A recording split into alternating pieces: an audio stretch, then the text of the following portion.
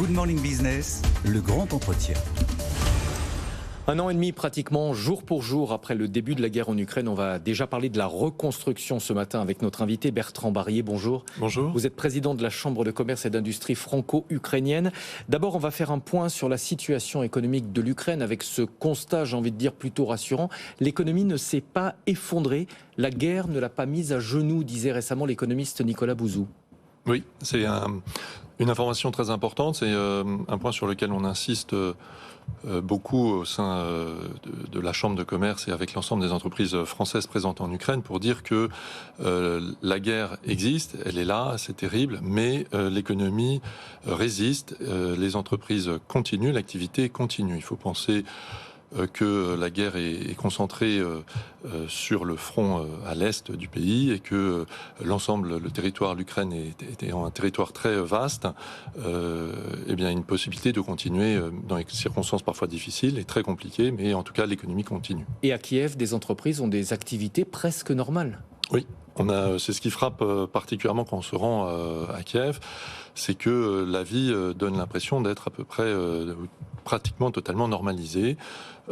Pour donner un chiffre assez important et assez intéressant, l'économie tourne à peu près à 70% du montant de ce qui était sur la phase avant la guerre. Alors on va donner quand même quelques repères, puisque la guerre a bien sûr un impact sur l'économie. Le PIB en baisse de 30% l'an dernier, le chômage a grimpé à 26% en Ukraine et l'inflation est proche des 30% et même 40% si on regarde uniquement les produits alimentaires. Donc ça n'est pas indolore sur l'économie ukrainienne, évidemment, non plus. Évidemment. Évidemment, il y a un impact, mais souvent les gens ont l'image que l'économie s'est complètement arrêtée, que du fait de la guerre, plus rien ne se passe en Ukraine. C'est pour ça qu'il est important de véhiculer, selon nous, le message que, eh bien non, l'économie continue. Au niveau des entreprises présentes en Ukraine, on voit qu'aucune ne s'est retirée du marché, celle qui avait une activité avant la guerre, et on voit que, en effet, elles sont impactées par les chiffres que vous avez cités, avec une baisse de 30%, c'est à peu près la baisse de chiffre d'affaires réalisée et constatée par l'ensemble des entreprises, mais une continuité de l'activité. En parallèle de ces chiffres qui concernent l'activité économique, il y a d'autres chiffres considérables sur les destructions, et notamment les infrastructures. Là, les dégâts sont importants et les sommes en jeu sont considérables. Oui. Alors il est très difficile de chiffrer les dégâts. On entend parler de chiffres astronomiques. Il est vraiment aujourd'hui trop tôt puisque le montant et forcément les dégâts ne cessent de croître de jour en jour. Mais quel est l'ordre de grandeur ? Aujourd'hui, on cite des chiffres entre 300 et 400 milliards de dollars. Oui, considérable. Les entreprises françaises ont été appelées à se mobiliser par le ministère de l'économie pour sauvegarder les infrastructures vitales du pays. Des réunions avaient eu lieu en fin d'année dernière. Où est-ce qu'on en est aujourd'hui dans cette mobilisation ? Alors la mobilisation continue, elle s'organise. Comme vous l'avez dit, il y avait un grand forum autour de la reconstruction organisé sous l'égide du président Macron à Bercy en décembre de l'année dernière, où il a été discuté et défini la reconstruction. La reconstruction commence aujourd'hui, et c'est ça qui a été important de dire, sur les infrastructures, sur le soutien à l'Ukraine, et évidemment il y aura une deuxième phase de reconstruction une fois que la guerre sera terminée. Aujourd'hui, où est-ce qu'on en est ? 3 points à souligner qui sont importants. D'une part, un émissaire a été nommé par le président de la République Macron, en la personne de Pierre Heilbronn, qui est donc l'envoyé spécial de la France auprès de l'Ukraine.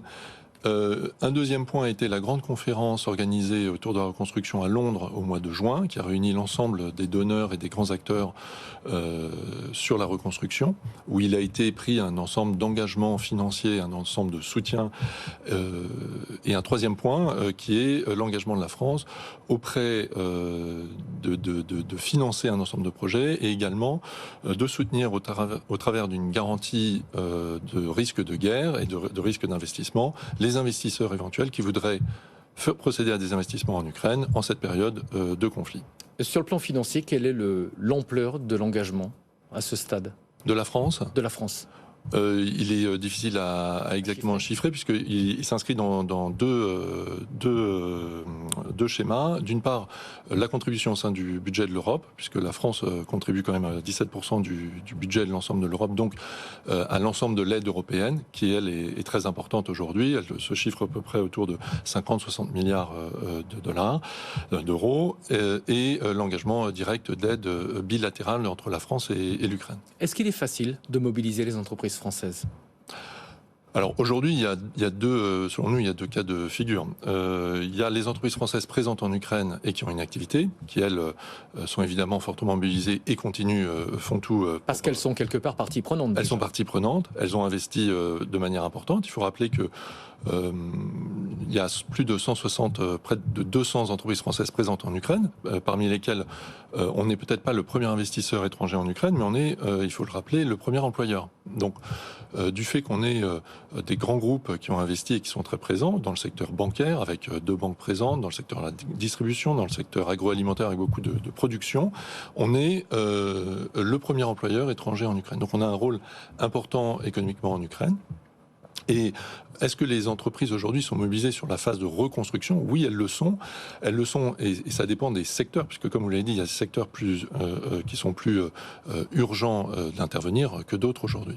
Qu'est-ce que vous faites, vous, pour accompagner les entreprises et les inciter à être peut-être plus présentes dans ces projets de reconstruction ? Alors nous, au sein de la Chambre de commerce, on a principalement 2 missions. D'une part, il y a beaucoup d'informations, il y a beaucoup d'acteurs. Eh bien pour nous, c'est de coordonner et diffuser l'information auprès du plus grand nombre pour dire voilà quels sont exactement les programmes qui existent, voilà les financements qui existent, voilà quels sont les acteurs, et mettre en relation les entreprises qui sont intéressées et les acteurs ukrainiens importants. On organise un ensemble de séminaires et de conférences avec le ministère. On a eu le ministre de l'économie ukrainienne, le président de l'agence de reconstruction ukrainienne, la mission économique française auprès de l'ambassade. Enfin, on organise un ensemble de réunions avec l'ensemble des acteurs. Ça, c'est une première mission. Une deuxième mission, c'est évidemment, du fait qu'on a la connaissance du terrain, puisqu'on connaît, au travers de nos membres, on a une connaissance particulière de l'Ukraine, c'est d'apporter l'ensemble du soutien sur l'implantation, sur l'ensemble des choses, nouer les partenariats économiques nécessaires. Qu'est-ce qui motive les entreprises françaises à s'engager ? Est-ce qu'il y a une volonté, j'allais dire presque altruiste, une volonté humanitaire, ou est-ce qu'elles y voient aussi un intérêt économique à plus long terme en disant si on investit aujourd'hui en Ukraine, ce sont des contrats, ce sont des implantations qui pourront peut-être durer bien après la guerre ? Disons, il y a 2 choses. Il y a d'une part la France a un ensemble d'entreprises très performantes qui ont développé, qui sont déjà intervenues sur un ensemble d'autres pays en conflit. Donc on a une connaissance, on apporte des solutions qui sont techniquement très intéressantes, qui sont à la pointe de la technologie et du savoir-faire. Donc il y a un grand savoir-faire auprès des entreprises françaises. Et deuxièmement, évidemment, il y a l'idée de se dire que cela sera, à l'issue du conflit, un marché très important. Donc aujourd'hui, c'est une prise de connaissance, c'est nouer les contacts, c'est s'assurer d'être présent aujourd'hui pour pouvoir se positionner demain. Vous l'avez mentionné, la France évidemment n'est pas la seule à s'engager. Quels sont les autres pays qui ont des ambitions, ou en tout cas qui sont présents en Ukraine aujourd'hui pour essayer de faire avancer la reconstruction ? Alors évidemment les États-Unis qui soutiennent du point de vue militaire de manière très importante tel qu'on peut le voir, et qui évidemment seront présents ou voudront être présents au moment de la reconstruction. Mais est-ce qu'il y a une forme de coordination ou on est nécessairement en concurrence avec ces pays ? Le chantier de la reconstruction est tellement important qu'il y aura nécessairement une coopération. Il y aura pas. Il faut déjà définir qui seront les acteurs, vu l'ampleur aujourd'hui, l'ampleur du chantier, si on peut parler de cette façon, de la reconstruction, est telle qu'il y aura besoin de reconstruction. Chacun va évidemment essayer de tirer sa carte du jeu. Mais aujourd'hui, il y aura une coordination. Les pays importants, pour revenir à la question, c'est en effet les États-Unis, en Europe, l'Allemagne, la Pologne, qui est le pays voisin, et la Turquie. Vous avez parlé de cette réunion du mois de décembre, qui était un rendez-vous important. Quelles sont les prochaines grandes étapes, désormais ? Les prochaines grandes étapes, celle qui vient le plus rapidement, ce sera à Varsovie avec le deuxième forum reconstruction qui regroupe l'ensemble des acteurs qui sont des entreprises qui sont intéressées à participer à la reconstruction avec les autorités ukrainiennes et qui permettront de définir une partie des besoins et, espérons-le, également une partie des financements. Merci beaucoup d'être venu ce matin nous parler de ce grand chantier de la reconstruction en Ukraine. Bertrand Barrier, président de la CCI, Chambre de commerce et d'industrie franco-ukrainienne.